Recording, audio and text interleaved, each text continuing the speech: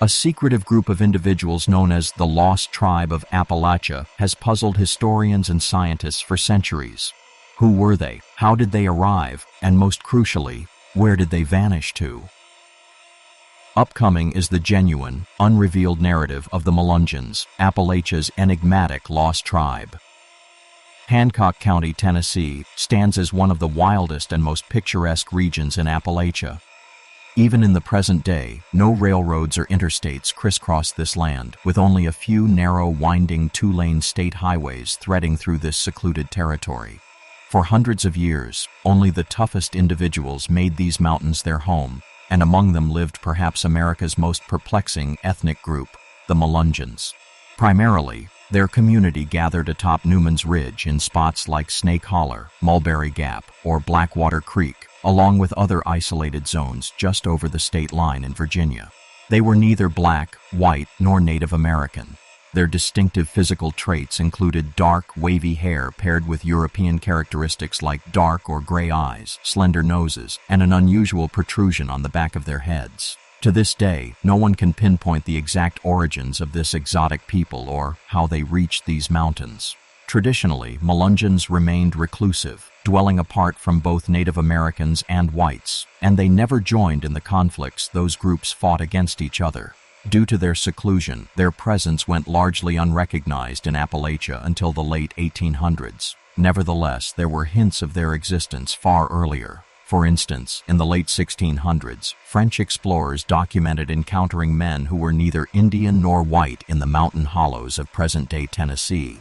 And during the creation of the lost state of Franklin, John Sevier followed up in the 1780s by noting a settlement of dark-skinned, reddish-brown complexioned individuals believed to be of Moorish lineage residing in the East Tennessee mountains who identified as Melungeons and asserted Portuguese heritage.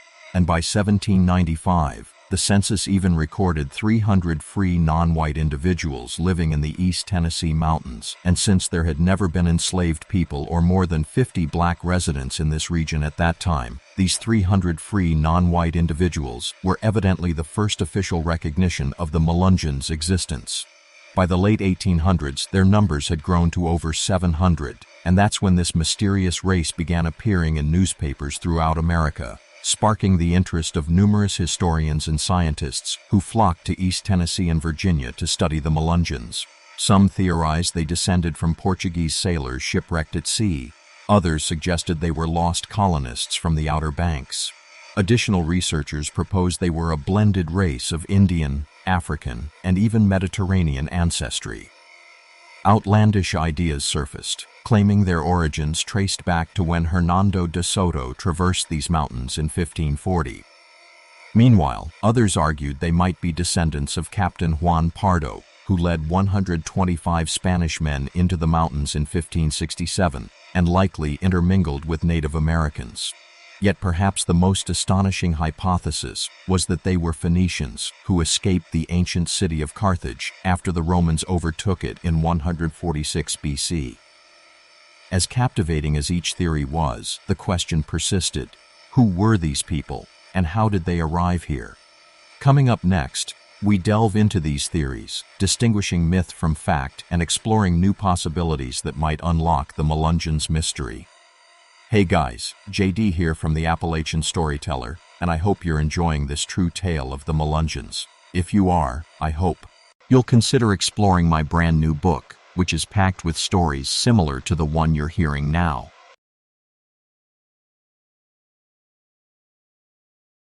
1. Also, be sure to stick around. Upcoming, I'll be offering a free CD of original Appalachian music featuring the song Melungeon heard in today's video. And now back to the story. My great-grandpa sailed across the sea, told the Englishmen that he was Portuguese, and they pushed him west because he had dark skin, to Newman's Ridge with his other kin. And there they lived. They were Melungeon. Oh, Melungeon. Perhaps one of the most intriguing theories about Melungeon lineage unfolds in the ancient city of Carthage around 200 BC along the Mediterranean Sea, part of the Phoenician Empire. Carthage ranked among the world's largest cities during this era, boasting one of the mightiest armies and navies. However, the Roman Empire was expanding, and soon it aimed to seize control of Carthage, triggering the Punic Wars that raged for over 40 years, causing countless deaths before Rome ultimately triumphed over Carthage. Now under Roman domination, many Carthaginians fled to Morocco and migrated across the Straits of Gibraltar before settling along Portugal's coast, where they intermingled and became known as the Moors. Shakespeare himself immortalized these refugees in his renowned play, The Moor of Venice. These were the very people who had valiantly and heroically resisted the Romans. Eventually, a significant number of these individuals crossed the Atlantic when their vessel was stranded off the South Carolina coast near the North Carolina border. Yet, upon arrival, they faced rejection from white inhabitants who refused to interact with them as equals or permit their children to attend school together due to their unusual skin tone. As a result, these newcomers to America journeyed further and further inland before crossing to the western side of the Appalachian Mountains, establishing themselves in eastern Tennessee. Another theory posits that the Melungeons were survivors of the lost Roanoke colony. In 1585, Sir Walter Raleigh endeavored to found the first enduring English settlement in North America. It was a bold effort to establish a community on Roanoke Island in the Outer Banks off North Carolina's coast with 120 settlers. But you see, this new world brimmed with hazards, and they soon recognized the need for more food and supplies. Thus, the mothership returned to England to restock, promising a swift return. However, it didn't reach Roanoke Island again until 5 years later, when it discovered the colonists' fortified outpost completely deserted. The 120 people had all vanished. The sole clue left behind was the word Croatoan carved into a tree. Did the settlers blend with the Croatan Indians, whom modern researchers assert already possessed mixed blood including Spanish and Portuguese lineage? Are these individuals the forebears of the Melungeons? Still others assert that Melungeons are indeed descended from the Spanish explorer Hernando de Soto, who led an army of 600 men along with 100 female servants in 1540, navigating the Nolichucky, French Broad, and Little Tennessee rivers deep into East Tennessee in search of gold, copper, silver, and freshwater pearls.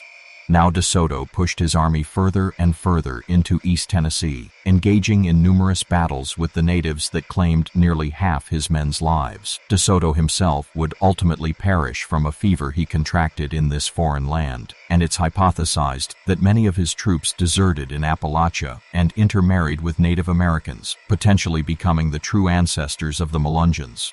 One final theory emerged 20 years later in the 1560s, when Spanish explorer Juan Pardo conducted several expeditions with 120 men through present-day South and North Carolina.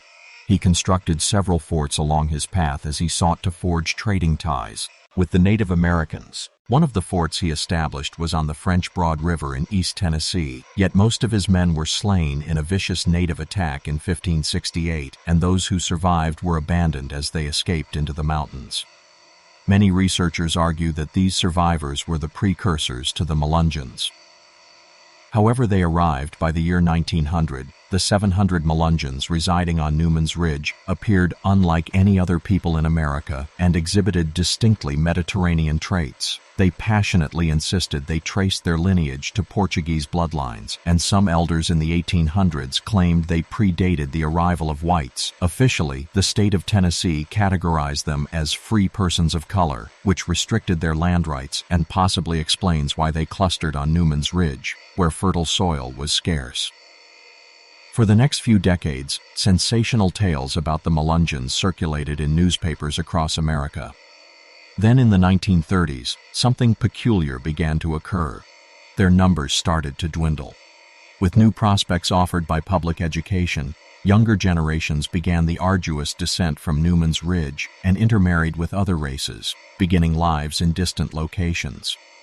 Suddenly, by the 1960s, all Melungeons with Mediterranean features had vanished and were replaced by a diverse mix of blended races. Newspapers throughout America chronicled the fading of Appalachia's lost tribe. The Melungeons' fame abruptly faded, and became a minor note in East Tennessee's history until the early 2000s, when websites like Ancestry.com and other DNA databases gained popularity. Suddenly, claiming Melungeon heritage became a source of pride, with tens of thousands asserting Melungeon ancestry, and by 2010, the first large-scale DNA testing efforts were undertaken by genetic testing firms, with several studies following since 2011, all revealing a varied genetic composition. Some Melungeons showed African heritage, others Native American, and still more European ancestry. These findings have raised more questions than answers and even cast doubt on the reliability of ancestry DNA testing. And to gain more insight into the process, I contacted Dr. Michael Thomas, a noted author and retired genetics professor. Dr. Thomas, thanks so much for joining us today on the Appalachian Storyteller. Glad you can be here. Thanks for having me on the show. First off, let me just say this: these companies aren't actually testing your ancestry at all. There are a few reasons for this. First, the genetic data these DNA testing companies possess is based on current populations, and in the case of Melungeons, it's well documented that very few remained after 1960, and the DNA companies are only examining very recent samples from 2011 and beyond, over a half-century later from a relatively small group. Furthermore, each company's database is biased toward different global regions too. One company might have more American customers, while another has more British and Australian customers.